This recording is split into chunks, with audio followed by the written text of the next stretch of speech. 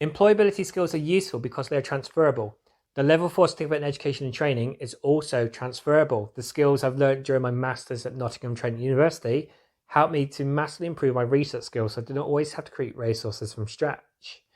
It was actually a master's of research in sports science, so although I no longer actively work in sports science, the skills I've developed here have shaped my ability to research new ideas and concepts, and then for me to critically apply what I've learned to new tasks. So I always have the skill no matter where I go. And just because you change careers doesn't always mean you have to start from scratch. So if I was to change careers, I may have to start at the bottom, which I don't have the vocational skills.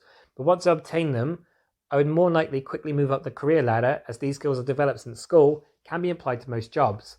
I understand the concept of time management. I understand the concept of planning. I understand the concept of customer service. I understand how to work in teams, how to lead individuals, and how to run a business. So the level 4 certificate in education and training emphasizes the minimum core in several areas. If you can apply literacy, language, numeracy, and ICT to your teaching, I bet you could apply it to working in a factory, working in a library, working in a fast food restaurant. So employability skills is just that. Arguably, the best transferable skill involves ICT. I am competent in using all Office programs to an advanced level, which means picking up new tasks in a new company should come easily to move and make the transition much smoother. So when it comes to recruitment and applying for jobs, employers look beyond the now. So are you qualified to do this? Yes, great, you're hired. Companies, when recruiting, look at your potential, where you're going to be within a few years, and what immediate impact you can have on the company. So with home working now a big thing, employers want to know if you can work independently, if you can manage your own time, you're flexible with change, and you can adapt to new environments. Will you get on with your new colleagues? These are all employability skills which need to be harnessed in our teaching programs. So what can we do to develop these skills?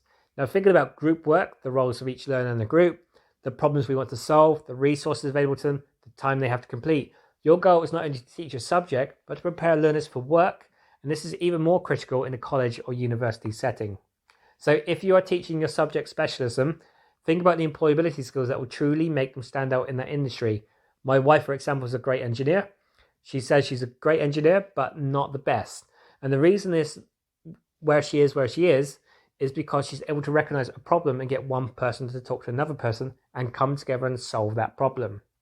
So engineers are really smart people if you know one, but more than not, their soft skills are not a strong area for most. But just by knowing that, you can now create training programs which will overcome these challenges and make your learners stand out in the job market.